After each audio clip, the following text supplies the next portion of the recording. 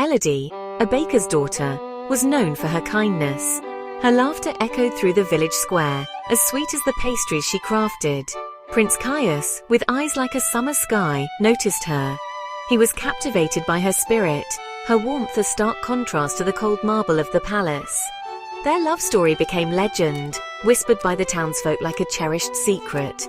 Caius, charming and attentive, swept Elodie off her feet. He promised her a world of happiness, a life away from the ordinary. He spoke of shared dreams and a love that would conquer all. Elodie, blinded by love, believed him. The baker's daughter, with a heart full of hope, said yes to her prince. Their wedding was announced. The kingdom rejoiced. Elodie, adorned in shimmering silks and sparkling jewels, was the embodiment of every girl's fairy tale dream. She was to become a princess, her life forever intertwined with the handsome prince. But fate, it seemed, had other plans. The day arrived, draped in sunlight and the intoxicating scent of 1,000 blooms. The cathedral, adorned with tapestries of gold and silver, awaited its bride. Lords and ladies, adorned in their finest, whispered praises of the beautiful Elodie. The air crackled with anticipation.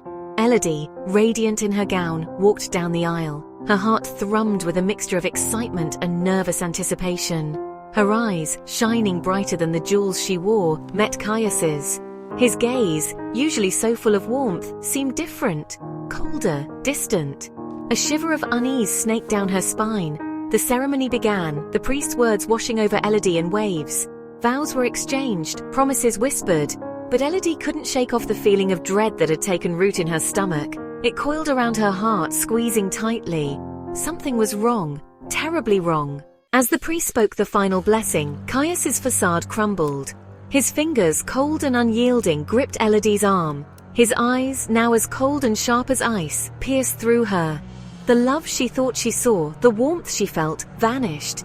In its place was a chilling emptiness that made her blood run cold. "Elodie," he hissed, his voice a venomous whisper, "you are not my bride, you are a sacrifice." The words, sharp as shards of glass, sliced through the joyous facade, shattering the illusion Elodie had so willingly woven around herself. A collective gasp rippled through the stunned congregation. Terror, raw and consuming, seized Elodie. The world tilted, the opulent surroundings blurring at the edges. She was trapped, ensnared in a web of deceit spun by the man she loved.